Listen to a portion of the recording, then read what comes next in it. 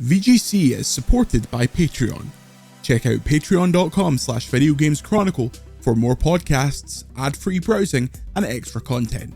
Thank you for your support. Guess who's back on the news? It's VGC, the video game podcast, with me, Jordan Midler, Andy Robinson, and Alex Donaldson. This week, it's the Donkey Kong Bonanza verdict, but first, how's it going, folks? Alex, our podcaster at large, how are you? I'm good, yeah. I mean, it's been nice to, it feels like it's been a while since I've sat down and done next to nothing but grind out a game for a review, which is what I've done with DK, so that's been nice. Do you guys want some breaking news? Breaking news! This is Miyamoto. I'm pleased to announce that the live-action film of Legend of Zelda will be played by Bo Bragason, and Link will be played by Benjamin Evan Ainsworth. Hang on, is this real? Yes. Oh, we're getting a live reaction to this right now. I can't see it on. Is this on Twitter? Oh, I just saw it. Who the hell are these people? Well, what I'll say is, it was never, ever, ever going to be Hunter. Anyone with an opinion. It was never going to be Hunter. It's never going to be that transactor. Nintendo would not have the balls. I feel like someone at Universal probably put that out there as like a let's see how they react, and this will cause some conversation. I think it was never going to happen. Where is this? I can't see this. It's on Japanese Nintendo. Yes, on the at Nintendo. Yeah, we're going to do a live review of these people. Let's have a look. This is exciting. It's actually new. Benjamin Evan Ainsworth is best known for Everything's Going to Be Great, Son of a Critch, and Pinocchio, where he played Pinocchio. He's also been an Emmerdale, British, so you know he's British. Yeah. He's bloody British. He's Zelda. He's from Nottingham, no, so Ben not a million Snaps. miles from me. Yeah, he's from Nottingham, so not a million miles from me. She looks familiar, but I can't think what she looks familiar. Bo Bragason is best known for Renegade Nell. And she was pretty good in that, to be honest. She was. It was like a Pirates of the Caribbean-y, Lion, the Witch and the Wardrobe, like young adult show on Disney Plus, and she plays like a highway woman. It was her for Dairy Girls that was in that, wasn't it? She was the main one. She was Nell. I think I saw that advertised. No, I think she was the sister. I think. Bo Bragason. That's quite. She was the sister. That's interesting. What, Alex? What's your take on them going with effectively unknowns? Do you think that's the move? I think the main thing it gives us is it gives us a bit of a. I think a franchise like that, you're mad if you don't go unknown. I think, to be honest, because the characters are so young, that's the interesting thing. Actually, is that you've got a 21-year-old Zelda and a 16-year-old Link, which probably tells you something about the story they're going to go for. Probably. I think all of the leaks have suggested that it's going to be multi-films as well, right? So this will be a franchise. Yeah, you're not signing up the massive names for that long, for that cheap, right? But it'll be interesting to see, sort of, because if you ask me what they're going to do, I think there's zero chance that he's going to wear the green tunic for long, because it's just sort of dumb looking. But I think there's a strong chance that I always thought they would do Ocarina. They would do something that was like Ocarina of Time, where it opens with him as a very young kid, and he's in the green tunic as a child, and then when he switches to adult, he will have the blue stuff from Breath of the Wild, and maybe the adult world is more like the Breath of the Wild world rather than the Ocarina of Time adult world, and that's how you get both those iconic Zelda. I think it's telling that Lego set they did, the first Lego set they did, you could build it either you could build it in the Ocarina way or the Breath of the Wild way. So I think, I think they both look the part. I can imagine blonde hair on that kid. And she's got a Zelda-ish look to her face. I think it's time to get some expert comment. Ben Starr, you're on VGC, the video game podcast. We have just received the news that Bo Bragason and Benjamin Evan Ainsworth will play Zelda and Link in the Legend of Zelda movie. Could you please reply in a voice note giving your thoughts and your first comment on being overlooked for such an iconic role? Love you, bye. There's still room for Ben to be Ganon. There's still That room. would be good. I know. You know my bet for that, based on how they cast Bowser, Jason Momoa. Yeah, that's shite. Like it's correct, but it's shite. That's my bet on where they. The only question is obviously the Gerudo all have that sort of. They're all vaguely Arab or Indian coded, like that area of the globe. So the question is, do they go and find someone who actually fits that mold? But I think they won't necessarily think about that. And also, I think Hollywood producers are more wise to the villains all being dark-skinned and all the heroes being light-skinned more than they are in the games. Yeah, it's exciting. I have high hopes for this film in the sense that, like, I think the chap directing it, Wes Ball, has a really good, like, he's the right person for Zelda. Like, have you guys seen the Maze Runner films? I've not heard great things, to be honest. No, I've not seen them. They're not like they're not works of art. But Maze Runner is from that spread of films that came out in the wake. Fuck's sake! It's that spread of films that came out in the wake of Harry Potter being a storming success, and. You know, there was Maze Runner, there was Hunger Games, there was Twilight, Divergent, and in that, like Percy Jackson, and in that pantheon, I think those are some of the better ones. I mean, they made 3 of them, you know, so they were good enough that they made 3 of them.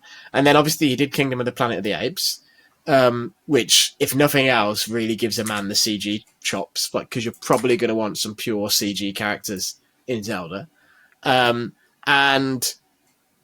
So I think he's sort of right for it. Like Maze Runner's very Zelda-esque. Do you think Ganon's a man, or do you think it's a CG creature? I think it's a man, and then he's a big CG beast at the end, which is the tradition, really, or the modern tradition. I think Ganon, whoever plays Ganon, is going to end up having to carry this thing, right? Like you just imagine that the main characters are going to be pretty bland. Well, I think based on what they did with Mario, you can say with pretty much certainty that Sheik is going to be a really big role, and probably that not Sheik, Impa. Sorry, is going to be a really big role, but Sheik as well probably. But they will cast someone. They will cast someone you recognise as Impa. They'll cast a lady with action chops as Impa. Probably an Asian person. Like, that's the sort of role where it's like, do you go and get a Lucy Liu? I was literally thinking that Lucy Liu when you said action. Yeah. Or do you go and get, like, I don't know. Do you go and get Michelle Yeoh for that? Sorry for the radio silence from me, but I've literally just filed that story. I could tell. I could see the look on your face. Yeah, I was padding for you. Yeah. A little bit behind of a glance behind the scenes there. Sandra Oh is a fantastic actress. That's not just because Grey's Anatomy's, but Sandra loop in my house. But I definitely, I've actually got high hope. Funny thing is, I watched Mario last night because my daughter was just like, I want to watch Mario. Because she's been thinking a lot about Donkey Kong. And so we watched Mario, and I was reminded it's not got nearly as much like creative heart as those Sonic films do, which is weird considering how those Sonic films began. Like, I'm really excited for the 4th Sonic film. The Sonic films are like legitimately brilliant. If they do what I think they're going to do with the 4th one, it's going to be amazing. What are they going to do, Alex? Well, just it's going to be a mad time travel story, and like they're going to do Sonic CD. They've already but obviously the framework in Sonic CD is only loose. But the mad, obviously, at the end of the 3rd film, spoilers, Robotnik gets blown up and seemingly dies, but it's like a huge, like, you know, nuclear style implosion explosion at the same time. That's clearly going to have flung him into the future, and it's going to be the bad future in the Sonic CD parlance is going to be like, he's taken over, everything's fucked. Amy's going to be from that future, she's going to come back in time. And when you look at like that post credit sequence for Sonic 3. It's just like you can see where they're going with it. Where when Metal Sonic comes in, he comes in with the exact Terminator going back in time effect. Yeah. He's on one knee like Arnie is. It's the lightning around him, and it's a dome of lightning, and then he appears in the middle. All that, I just think if they properly like swing for that and go for it, it'll be sick. And actually, I think Amy's the one that I've wanted to see in film, because they can probably cast someone quite funny, try and make her a bit of a funny character. Like, I've got a lot, and they should probably at this point just do away with the humans completely. But I love how like Sonic CD. I love Sonic CD, but I love how like that lineage of games, those first couple of games, it always felt like they were trying to do the same game like a couple of times, like having another crack at it, because the team split up, and then like one was in Japan and one was in the US, and that really weird thing of when you think about it, no one thinks of it this way, but Amy predates Tails. No one thinks of it that way, but Amy was created before Tails was created. At the end of Sonic CD, there's a splash screen, which is an image of Tails that says, "See you next game."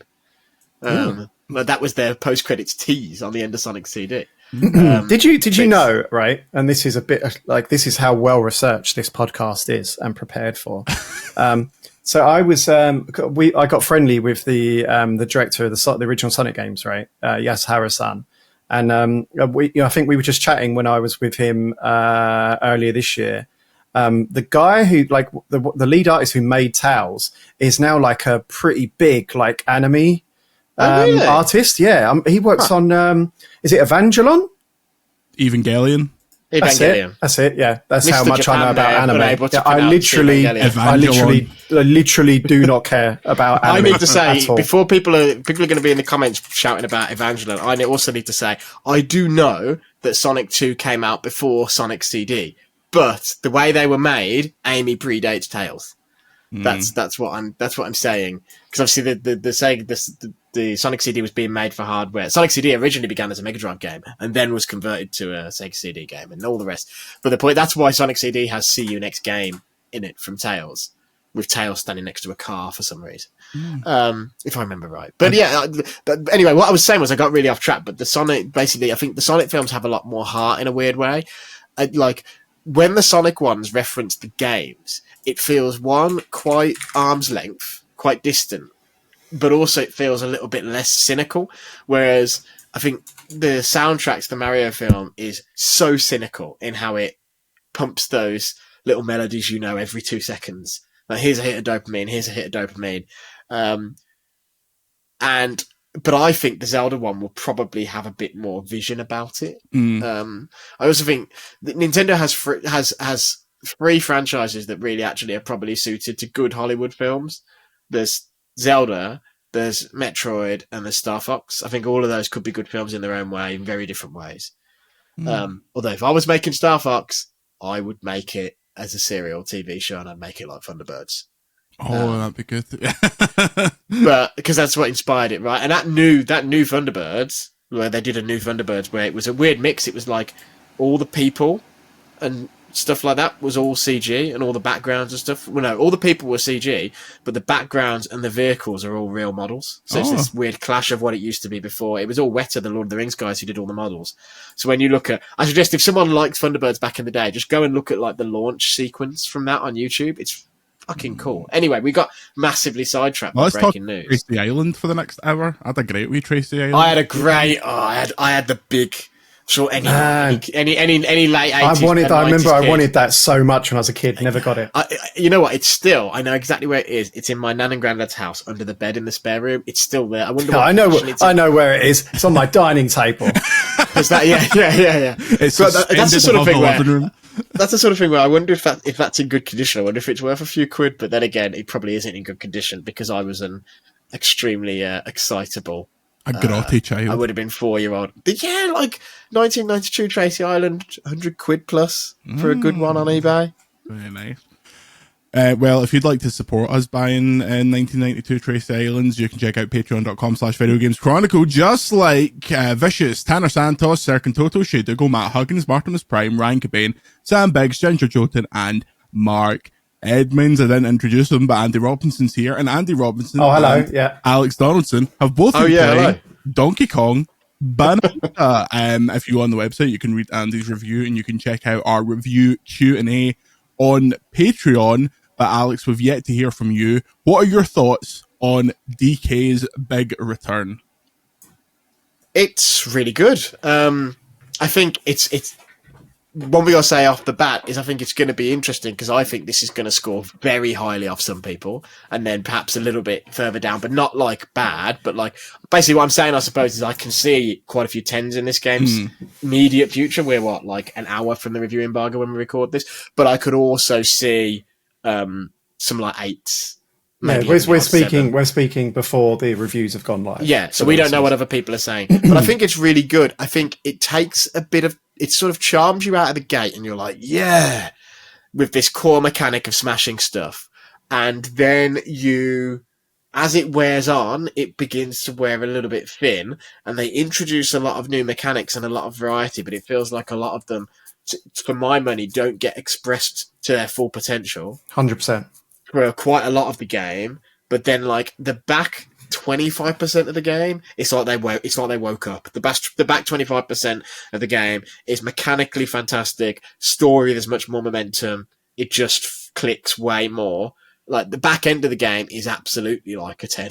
It's like this. The start of the game is like, for me at least, the start of the game, the early sections are like a 9, and then it dips down to an 8, and in some cases even like a 7 in sort of the middle section, and then the back end's all 10.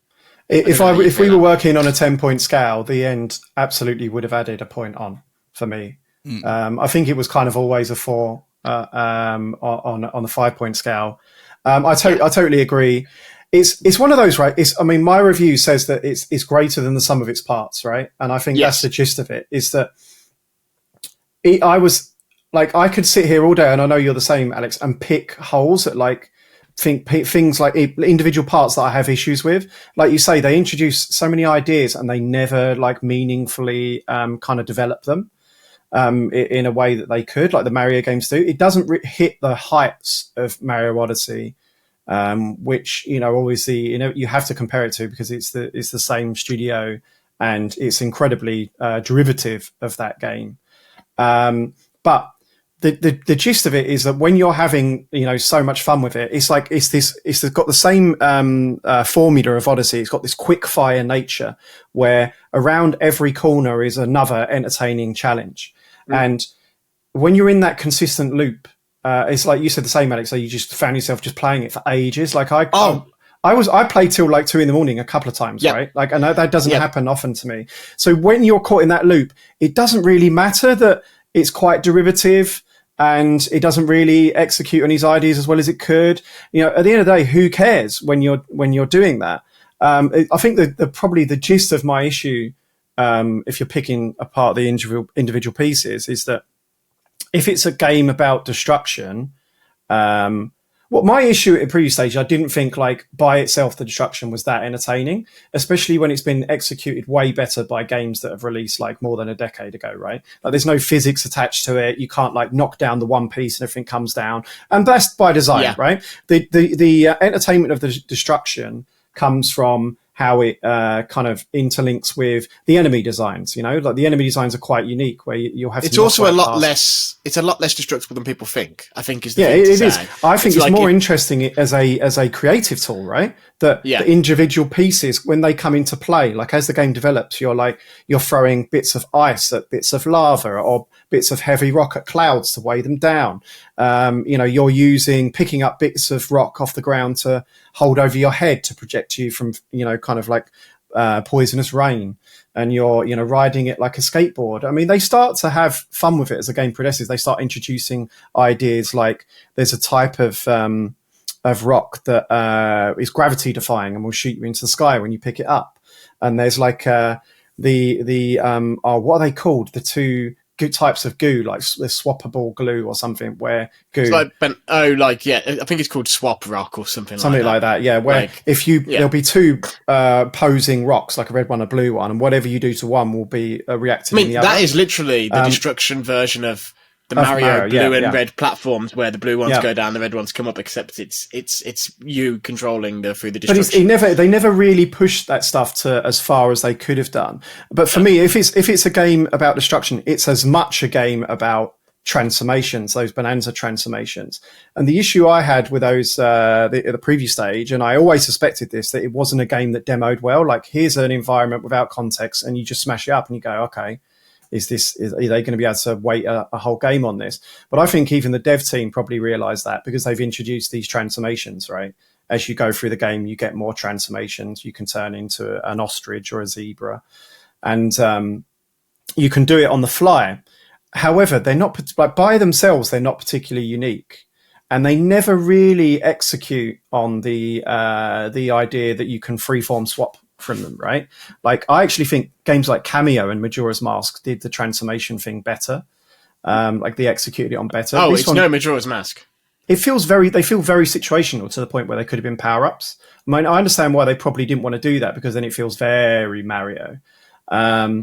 But by themselves, they're another tool, another trinket inside this big toy box that is the game, where you're doing more stuff. So they're fun. Like, it doesn't really matter that when the credits are rolling, it doesn't really matter that they're not particularly novel when you've had so much fun. My issue with the transformations is when you get to the end of the game. This is so difficult because they've made the embargo. I know, and it's very weird, isn't it? Because the embargo is like the second it comes out. Yeah. I think we can speak pretty freely here, because by the time this airs, it would have been out for more. Well, I mean, basically, when you get to the end of the game, there is some sort of it unlocks a bit more thread and some post game challenges and stuff like that. It's nothing on the level that Odyssey did after the credits rolled, but it's got some post game stuff. And in that post game stuff, there's a bunch of challenges that are specific to each transformation, and it's really fascinating there, because it's like in those zebra, for instance, in the one for the zebra, I was like, oh my god, this is so inventive. Where the hell was all this? 100%. Were all these uses of the zebra for the whole game? It really the emphasizes ostrich, it, doesn't it? The ostrich has the egg mechanic, which felt very Banjo-Kazooie to me. You just don't use it all game. And then in the post-game challenges, it's suddenly like, oh, here's a bunch of challenges where using the egg bomb is actually required. It's when they actually take away the ability for you to switch between them and force you to use them that they then become quite interesting. I do think it's telling that, like, some of those later bosses, that the gauntlet of bosses towards the end of the game, there's basically only a couple of bonanzas that are useful for any of those fights, even though the fights are intended to be for solely in bonanza forms. And that's telling of how some of it doesn't quite click in the same way, I guess. But I do like them, but it is weird. It's one of those things where this is what keeps it from that 5 out of 5, right? I feel like it just needed that little bit more, or those needed to mesh in a little bit more. They needed to be really clever. They needed to surprise you in different ways, and they don't really do that. And again, but we sound really picky.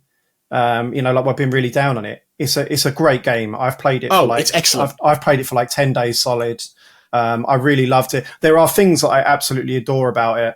I think the narrative really elevates the introduction of Pauline and that whole thing. It just had so much heart to the game. The interactions between DK and Pauline are actually adorable, I have a little bit of a nitpick, and I've written this as a separate article on Eurogamer about this stuff, which is I think if Nintendo is going to commit to characters monologuing in cutscenes, you just need to fucking make them speak English.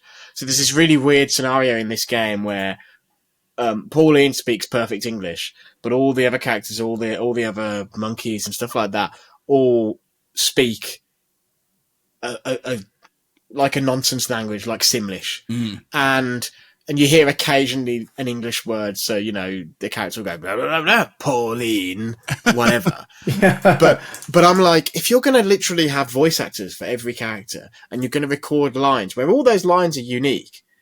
And also, it's not like a cutscene where, like, Bowser does this in Mario, in Odyssey. I looked it up, I double-checked it. So when you're at the wedding at the end of Odyssey, Bowser is totally going blah, blah, blah, blah, while subtitles say something. But the difference is then it stops, and then you press A, and then you get your next line, and Bowser goes blah, blah, blah. Here you've got these cinematic cutscenes where characters are talking.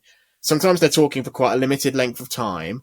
The subtitles appear, and then they're gone because the cutscene's moving on. And I'm just sort of like, if that's what you're doing, you need to make your characters speak localized languages, because there's children playing it. My daughter loves the Mario films. She's old enough to just be starting to tickle video games, but she's so young that she's not reading, and she's definitely not reading at speed when like a 20-word line is being said and you've got 1.5 seconds to read that 20-word line in the subtitles. And I think it's kind of a bummer that she can't understand this game's story as well. And I don't get why they do. Well, I do get why they do it. I've got to be honest. I think largely it's a money-saving measure, where Pauline has to talk because Pauline tells you all the tutorial stuff in English. And Pauline is localized to French, German, Spanish, whatever. Whereas everyone else all has their Japanese voice actors because they're all going blah, blah, blah, blah, blah, blah, blah. And I'm just like, if you're doing this, just make them speak. Enough of the nonsense. And they've done it in Zelda, like, because this is the equivalent of if in Zelda, if in Tears of the Kingdom or Breath of the Wild, Zelda spoke in English and everyone else was talking in some bullshit Elvish language.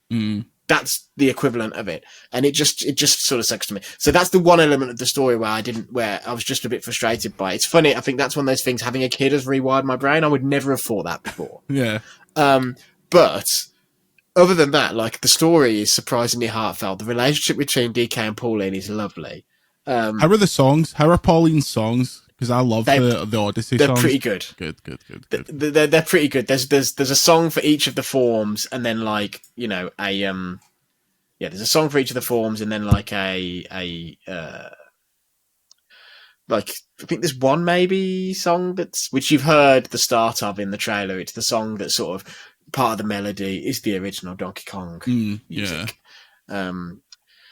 But yeah, I it's funny. It's definitely more than the sum of its parts. I think when you step back and look at its parts, when you get close and look at its parts individually, you do say, oh, the destruction is good, but it's probably not as impressive as some other games. And then you look at it and you go, yeah, the transformations are a little bit, that sometimes they're integrated really well and sometimes they're not integrated well at all. But then you flip that and you end up with, as one whole, it's just really impressive. And like I say, the time just absolutely disappeared. Like, there are going to be people who, I mean, and there are things about this game that I absolutely adore. You know, not just the story. I love the callbacks to the classic games. I love the new DK. I'm really won over by him as well. Like, he's, you know, so much more animated. His expressions are really like kind of like full of personality. There are going to be people that absolutely love this game, give it a 10 out of 10 and brilliant. I think we're being critics. And if I didn't have to review this game, I'd just be talking about how much I enjoyed it, right? Without having to kind of like, because you sort of feel like it is so good, right? But especially by Nintendo, you're reviewing them by Nintendo standards, right? Yeah. The games why it's so good is that you feel like you have to do the extra legwork to justify why it's not a 5. Yeah, I see that. So it does sound like we're being overly down on it, but I loved it. Like, it's one of my favorite games this year, easy. Excellent. Yeah, it's definitely one of my favorite games this year. I think it's yeah, you are a little bit harsh on it because you're judging it by the standards of these are the people, or some of the people who made Mario Odyssey. The one thing I said is, in my review, is I said, this is already hands down the best Donkey Kong game that doesn't have the word country in the title. Oh, 100%. And actually, for my money, I think this is probably the best Donkey Kong game. The best Donkey Kong in 20 years. No, I think it's the best one, full stop. But I'm one of those people who always wasn't as impressed by country as a lot of people. I like those games well enough. But when I hear people say that Donkey Kong Country is better than like Super Mario World or Sonic 3 and Knuckles, I think they actually need a brain scan. But but I think Country's fine. But I think this is probably unbalanced because DK64 is a bit of a bloated pig, really. I like a lot about DK64 is the definition of workman-like, right? Yeah, yeah. It's just so inferior to everything else. It's inferior even to like Jet Force and stuff. It's inferior to everything else those guys do. Donkey Kong Country 2 is one of my favourite games ever, but I do appreciate that it's one of those of the time experiences. Yeah. I still go back and play it now. I think it's aged really, really well. But I agree with you. I think Tropical Freeze is a brilliant game, but it's actually probably like doesn't really. It's not particularly memorable game, is it? It's still quite derivative of what came. It feels like a little bit of a tribute. I don't really like their art style retro at all. It feels like they've got the Nickelodeon guys to come in and do it. It feels a little bit off. Well, I don't Jungle Beat's obviously amazing. I'd say it's definitely the best one since Jungle Beat. So you're saying 20 years. I mean, I don't like. I never really liked the Tiki Mask stuff going on in this. I'd much prefer the Void Kong stuff, even though a lot of it is sort of technological weapons or supernatural technological weapons. I guess the other thing that I would say is I think DK is a character that when I think about Donkey Kong Country, and I think to some degree, I wonder if this is why they phased Donkey Kong out of Donkey Kong Country after the first one. It's like, what is Donkey Kong's ability set that sets him apart from other characters? And when you think of Donkey Kong Country and you think of what's unique in Donkey Kong Country, you're thinking about basically the partner mechanic, which is not really a unique ability of Donkey Kong. And other takes on that existed, be that Sonic and Tails or like the Mad Ring shit in Knuckles Chaotix or Mario and Luigi or whatever. But you had the partner stuff and you think minecarts. Those are the two sort of original things. And then there's lots of original like story stuff and lots of original visual stuff. But DK as a character, and I feel like they struggled with that right the way through. And the interesting thing, it was only Jungle Beat where, when you think about Jungle Beat, it's like that's where they started going, oh yeah, DK blows things because he's got this great big mouth and you can blow stuff in Jungle Beat and stuff like that. And they started to give him more. You think about Smash, right? DK's moves in Smash are really generic. This is the first game that DK has had ever where I look at it and I go, I can now imagine a completely different Smash moveset for DK. 100%. Yeah. Like I'm really like, if this really is a new chain, right? I look forward to, them kind of like, if you forgive the pun, digging deeper into these ideas, because it does feel like they could be, kind of explored and executed upon a bit better. It's definitely exciting to think that they have found a role that he can fill that isn't just kind of a tribute. I mean, don't get me wrong, this game is very derivative of Odyssey, but the stuff that he's doing for the first time is more interesting. And what's interesting is it's this new vision of Donkey Kong and he's got new moves and stuff like that, but it also feels so embedded with and so of a piece with and so respectful to the work of Rare and the work of Retro and the work of everyone who's touched Donkey Kong, really. That's the impressive thing, because often with Nintendo, let's be fair, Nintendo Japan, when it comes to this stuff that's made in the West, it can be a bit like, ugh. Even with Metroid, right? It's like Metroid Prime was hugely successful, but then when they took Metroid back into Japan and made like Other M, they were like, this is back in the main continuity. Prime is like a side mission that Samus does between Metroid 1 and Metroid 2. So they did that weird thing in the Metroid timeline of they literally turned around and said, oh yeah, like this hugely successful trilogy is actually just some side story bullshit that don't really matter and to our main Metroid canon. And so that can often be the attitude of Nintendo towards the stuff that's been contributed by Westerners. And so I was really happy. I can add to that, by the way, is that obviously I worked with the Donkey Kong Country team when I was dev side, and they, especially Grant Kirkhope and David Wise, the composers, they're pretty gutted that they're not acknowledged. I think David, I mean, I don't want to speak for him. And he's not said this to me. I just get the impression that he's pretty gutted. I mean, David works on the Tropical Freeze, like the last big Donkey Kong game. And he's not involved in this one. And it so heavily reuses his music. The DK rap is in there, from what I can see, it's just like a cameo thing. And they're that's only in one place, but they're not in the credits either. Which but I mean, that is a very Nintendo thing, a very Japan thing. But I mean, fine, but I mean, Grant was obviously gutted that he wasn't credited on the movie either. They use his music, right? And Nintendo own that music, so they don't have to credit them. But it's just the right. Does it? Hurt? The one thing I'll say about the film is that's Hollywood standards, and in Hollywood, you would expect people to be credited. It's like Monty Norman gets credited on every single James Bond film, but and the dude's been dead for years, and I imagine he'll be credited on the game as well. But so that's but Hollywood standards is one thing. The one thing I will say is that's not necessarily about the West. I mean, I think that plays a factor, but a huge element of it is also like even Japanese composers. Nintendo doesn't really. Nintendo doesn't tend to credit them when their work reappears. But either way, I mean, I just think they do tend to treat. They've had a habit in the past of treating the Western creations at arm's length. And so I was really pleased to see this feel really cohesive with the rest of the DK series. Because when I saw this was a DK that was being developed in Japan, I was like, this game is going to pretend that the other games basically don't exist. 100%. Which is sort of what Tropical Freeze was like. That's been my issue with DKs since those days. Not Tropical Freeze, sorry. Sort of what Jungle Beat was like. Yeah. That's been my biggest issue with DK since those days, is that they all pretend that those original games don't exist. And I can say, as someone who worked on the ukulele games and works with that fandom, there's actually a really big fandom around Donkey Kong and those. I mean, those guys created that, right? And to your point, the games just pretend they don't exist, right? But also, this is the thing: the Donkey Kong theme park, right, has zero David. It has zero David Wise music in it, right? Yeah. It's based entirely on the retro stuff. It's based on, with all due respect, absolutely pants enemies they made for Donkey Kong Returns. It's the tiki drums. No one cares. Yeah, like people think of Donkey Kong, they think of Donkey Kong Country games.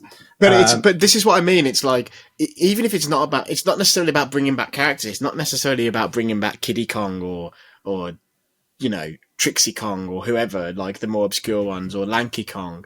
It's also about Chunky Kong.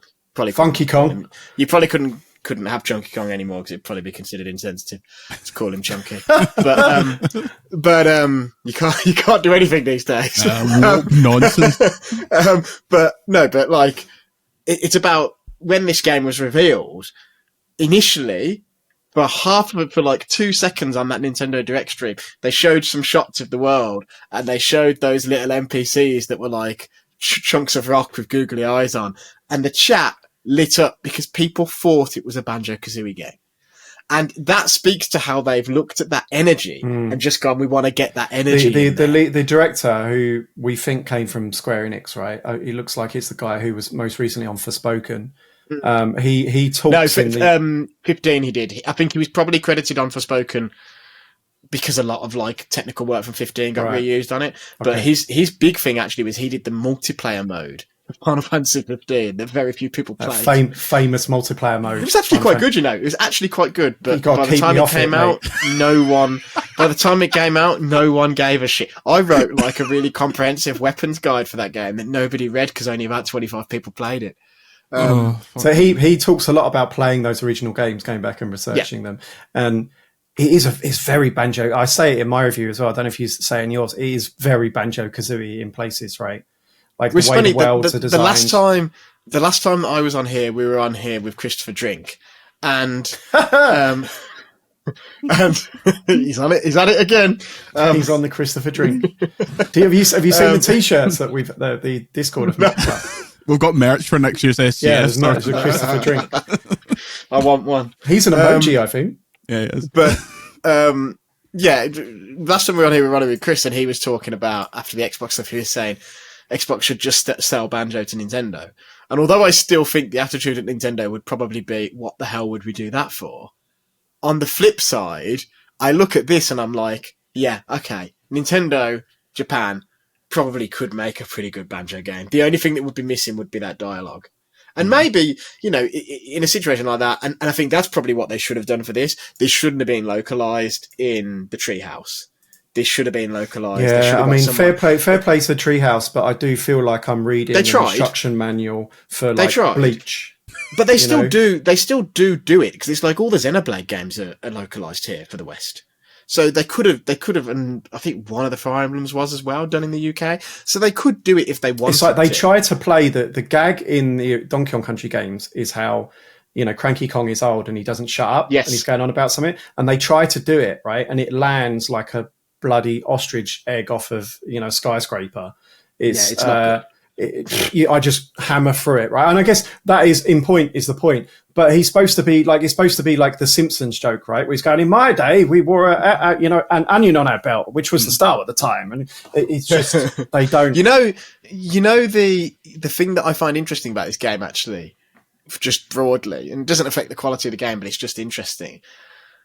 You can tell this was made sort of contemporaneously to the Mario movie because it feels slightly disconnected in terms of how the character is presented. Because I sort of expected Cranky in this game, to sort of be retconned, speech patterns and stuff like that, to be a little bit more like that Fred Armisen Cranky from the movie. Yeah, I don't know if they really care. And I don't think they really care. But similarly, I did laugh when I happened to watch the film last night, and I laughed when DK's big character development moment is he screams at Mario, "I am not a guy who just smashes things."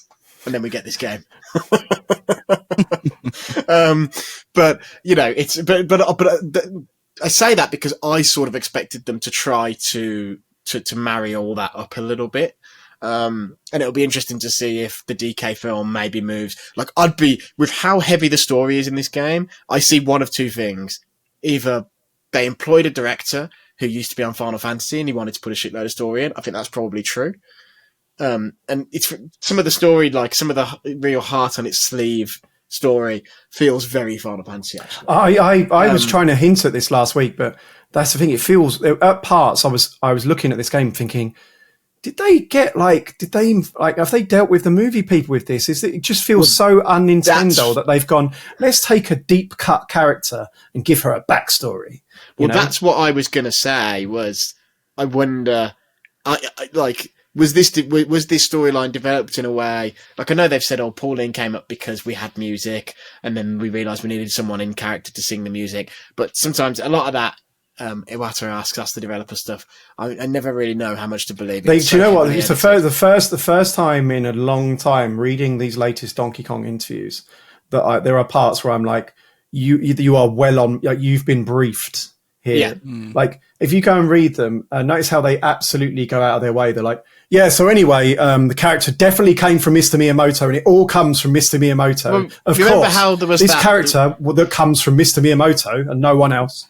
Remember how there was that Sony thing where Neil Druckmann hit the roof because basically they'd rewritten everything he'd said in the actual interview?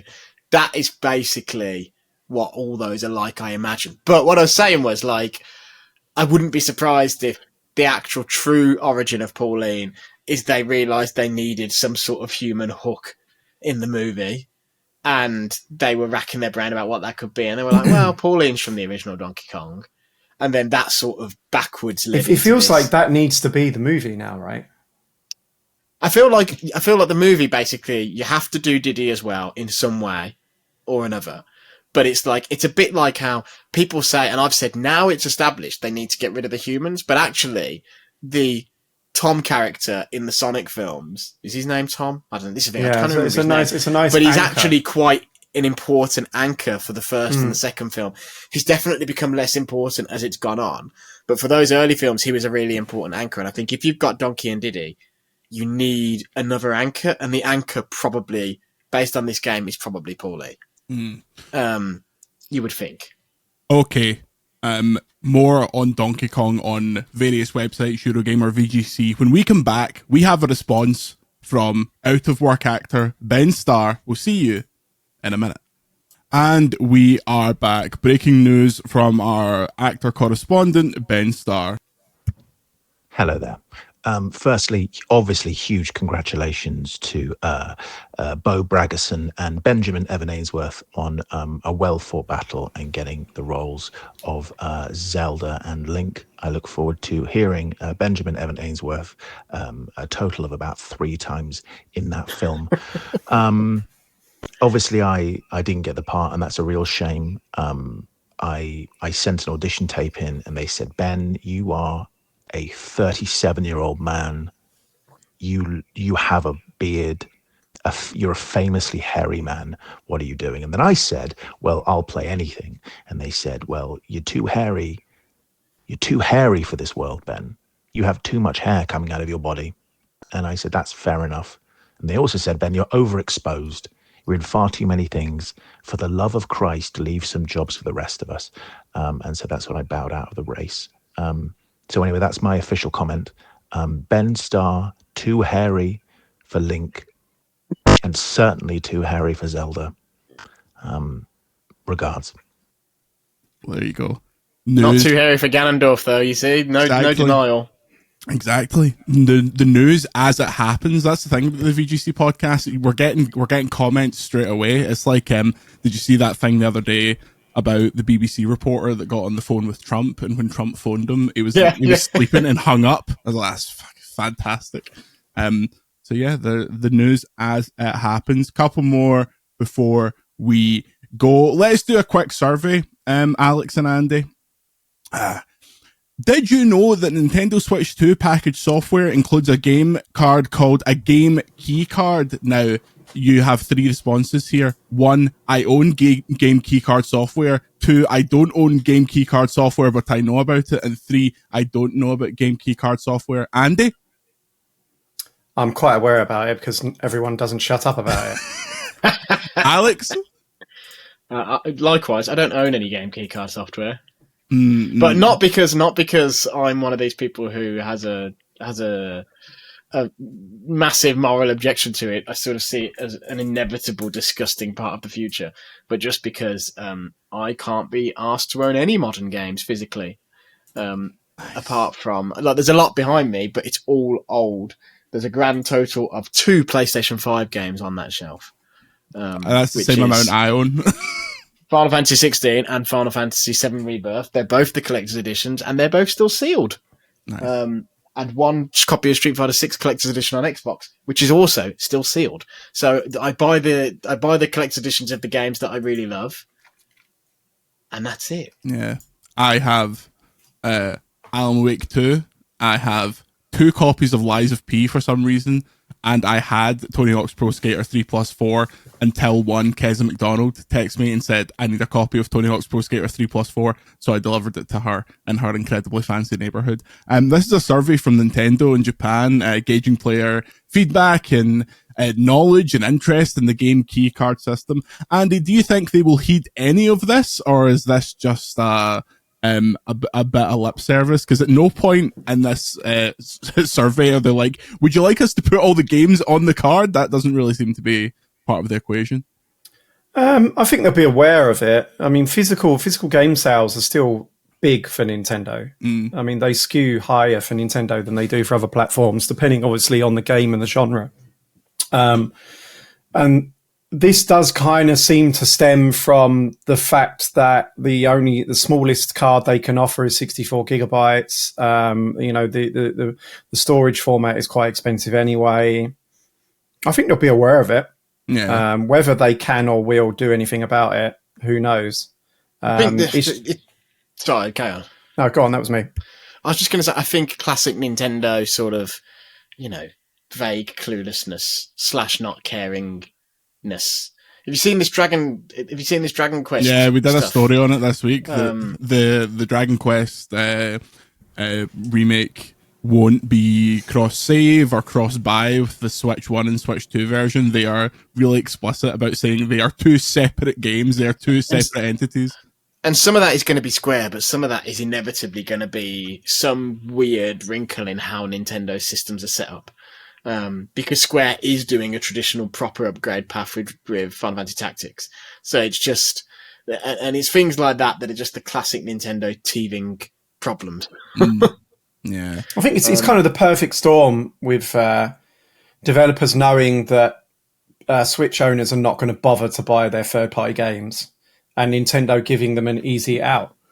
Hey, why don't you, use this really cheap card format, and then you won't lose as much money by putting your game that hardly anyone's going to buy on our system. Interesting. Yeah. Well, we have one more Nintendo story before we go. Another one? Another one on this Nintendo podcast, and Chris Scullion isn't even here, although he is currently in the Nintendo store buying a bag to celebrate Emio the Smiling Man, which was apparently a video game. Good game. Oh, Good game. I bet. Everybody loves it. All the Emio heads are going crazy for an Emio sequel. No Star Fox memorabilia in that store, but Emio the Smiling Man. It pisses me off, the treatment of Star Fox. But again, like, weirdly, DK Bonanza gives me a little bit of hope. On They're going to need a new IP to make another film out of at some point. Well, I think that is the natural TV show fit. Like, if I was them, I'd be talking to Netflix. But no, yeah. I want to report a crime. BBC mocked for wonky Nintendo's setup. The UK games trade body, Yuki, has moved to explain a BBC Breakfast segment. If you didn't see this on social media, the display prominently featured a Super Nintendo with an NES cartridge for Super Mario Brothers inserted into the game slot, somewhat undermining the retro credibility of the section. Following the broadcast, Yuki published an explanation for the mishap, citing that it was the fault of the BBC Breakfast studio team and not Yuki's Nick Poole, which I totally believe.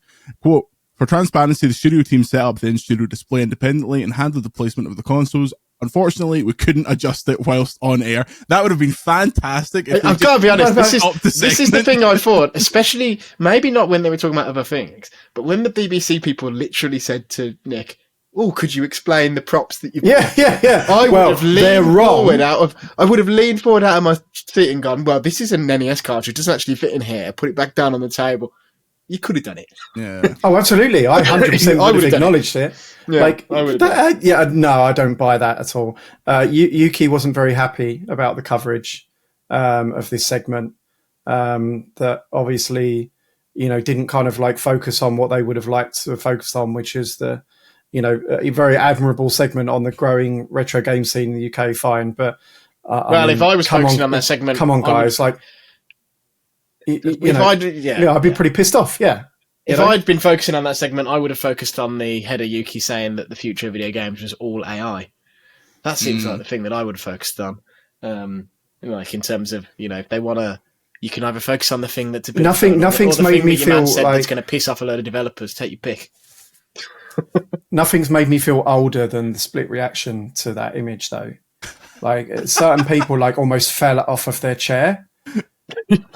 Have you ever seen like those YouTube like teenagers react channels? Yeah. And they do one where it's like teenagers react to old technology and they hand them like an N64 cart and they're like, "What is this?" And they're trying to guess what it is. I'm going to send you a link to one, Andy. It'll make you feel sick. No, don't send me a link to one. It was it's a weird situation because it made me think about obviously my time at the BBC and covering games and all that stuff, and it was always such a last minute day of afterthought. Like I remember the day the PS5 came out, they were like, "Oh, should we do something about this?" And it's like, yeah, probably, like the biggest console launch in years, the biggest entertainment property to go out in a long time. And it's unfair because a lot of the people that at least worked there when I was there really do care about games. There's just so many layers of chaff to get to something actually broadcast that I can totally see that a runner was given this mountain of stuff and they were like, just arrange it in the camera shot and that's fine. Yes, someone should have been like, that's wrong, but I can totally see how this situation occurs. I'm really sick of games being on TV and it's still like, well, it's actually quite a big industry. It's actually bigger than the film industry and the music industry put together. We brought some Nintendos out now. Look, here's what they look like. That's changing because there's more and more people at the in positions of power who are our age or even younger. I think the actual challenge think so, right? It's like on a show like BBC Breakfast, the runners and the shit munchers who will have been asked to put all that stuff out will all actually be significantly younger than us. Yeah. They'll be 19, they'll be 20, they've probably never held an NES cart in their life. But it just wouldn't happen in any other medium, right? Like, I'm not having any of the excuses for this stuff. Like, they're in a rush, they're runners. Like, imagine if they got like a VHS and put it in like a top of a DVD player or something. Someone would go, "No, that's stupid. Like, that makes us look ridiculous. Stop it." Yeah, I can see that. I mean, this is not like, I mean, you can forgive me. It's like, oh, it's a BBC micro tape inserted into an Atari. Nintendo, like, is incredibly iconic, right? They still reference, like, NES Remix came out last year. They're putting these consoles are in pop culture all the time. Yeah. It says Super Mario Brothers on it. Yeah, for the Super Nintendo. Yeah, it's the Super. That's why it's called Super. It goes on the Super one. But also, it doesn't physically slot into the machine, is the thing. So it would have been loose and weird. Yeah. Like, anyone could tell that. Someone in the comments said, I wonder if they tried to put it in the Wii first. I also laughed at, like, we've got stuff from across the history of games. And he literally goes, and something recent, the Wii. And I think I texted you, Andy, going, it was 21 years ago, mate. Oh, man. I remember. I don't want to admit it was 20 years ago, but it was. I did a spot for BBC Scotland. I think it must have been around the PS5 launch, or maybe it was around a game launch, but I got really in my own head about it, and it was their like nightly news kind of stand-up show, and I was coming on to be like, and now we'll comment about the games industry, and every single question they asked me, I began my answer with 100%. They'd be like, so is the PlayStation 5 launch going to be big? 100%. It's going to be big. And that kept going for ages and ages, to the point where my pal Hannah made a compilation of me saying 100% and sent me. I was like, this is why you're never going to be on television, because you can't get out of your own head just going 100%, 100%, 100%. So I understand why things like this happen, especially in the framework of the BBC, because what a company. But yeah, a funny little social media moment. Although I'll admit, when this got posted in the Slack, I said, "Is this the problem?" And then Andy and Chris hit the fucking moon, because I didn't immediately realise that. Well, I obviously did immediately realise, because that's what I asked, but I just wanted to clarify, and they looked at me like I had 10 heads, which I understand. That's sackable. That's a sackable offence, I think. Sacrilegious round these old parts. We're going to get out of here so these boys can publish their DK reviews. Alex, what are you up to this weekend? Drinking? I'm away with the family, actually, so that's actually quite a nice quite a nice one. I'm probably gonna I've been quite addicted to Magic the Gathering, to like the mobile app. Everyone's playing this at the minute. Cards. It's because of Final Fantasy, right? Lucy James is playing it, Skillup's playing it, it's taking over the world. So I'm going to play some Magic on my iPad, I think, and have a sort of chill weekend before I've got another game in for review, actually, but it's not a very important one. So yeah, Halo 7. But yeah, Andy, are you on the Christopher drink this weekend? I actually don't know what I'm doing this weekend. No plans. So when's football back? When does your depression return? Yeah, I was going to say, I don't want to think about football coming back. Hopefully not soon. Yeah, I'm getting messages and emails like, "Oh, the new kits are out. Season's starting soon." It's like, well, that'll be fun. Another year of winning, feeling great about life. No competition. I'm looking forward to the return of the NFL. Which ain't that far now. Got about another month and a bit. Yeah, I'm all. That's my sport, and I'm for some reason I've gone over to the filthy American side of things, and I'm looking forward to it being back. Yeah, well, Trump said the other day he's going to sign an executive order that changes the name of soccer in America to football, so that'll be a real confusing one for you. He's also kept the original Club World Cup and given Chelsea the replica, which is some laugh. You've got to admit it. I read a news story the other day. You're talking about world leaders taking things like that. The owner of the New England Patriots team just had his Super Bowl ring, and he was over in Russia at to do a big party. This was years and years ago, not in the current climate.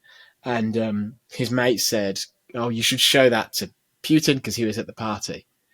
And Putin, and keep in mind, these Super Bowl rings are only everyone on the team gets them. That's it. So they're worth loads of money. They're also really expensive in terms of the raw materials, but obviously the rarity, really for the families of players, these are like their inheritance that they can sell down the line.